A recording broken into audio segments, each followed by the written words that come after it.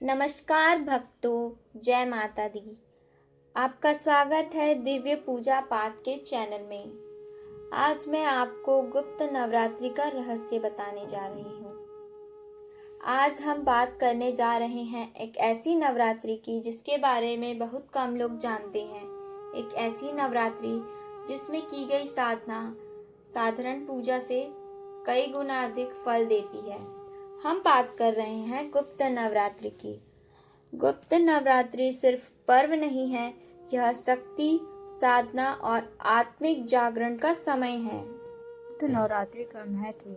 यह गुप्त नवरात्रि 10 महाविद्याओं की पूजा की होती है। तंत्र, मंत्र और साधना का विशेष महत्व होता है। ऋषि, मुनि और सिद्ध साधक इसी समय विशेष तपस्या करते हैं। इस समय की गई साधना से भय समाप्त होता है, नकारात्मक ऊर्जा दूर होती है, आत्मबल और विश्वास बढ़ता है।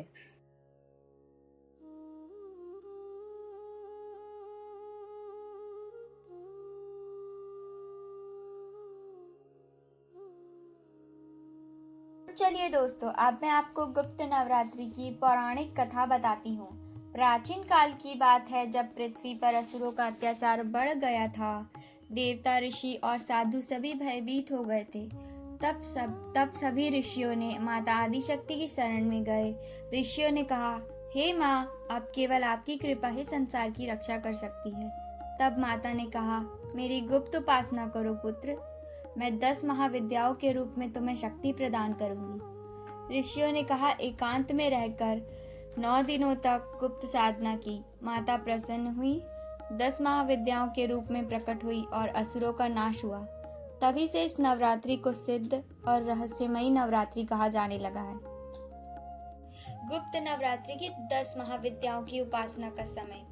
ये महाविद्याएं हैं माँ काली, जो भय का नाश करती है, माँ तारा, जो जीवन को दिशा देती है, माँ षोडशी, जो सौंदर्य और पूर्णता का प्रतीक है, माँ भुवनेश्वरी, जो सृष्टि की अधिष्ठात्री है, माँ त्रिपुर भैरवी, जो तेज और शक्ति देती है, माँ छिन्नमस्ता, जो त्याग और बलिदान सिखाती है, माँ धूमावती, जो वैराग्य का मार्ग दिखाती है, माँ बगलामुखी, जो शत्रुओं का नाश करती है, माँ मातंगी, जो विद्या और कला देती है, माँ कमला, जो धन और समृद्धि प्रदान करती है। माता काली की पावन कथा।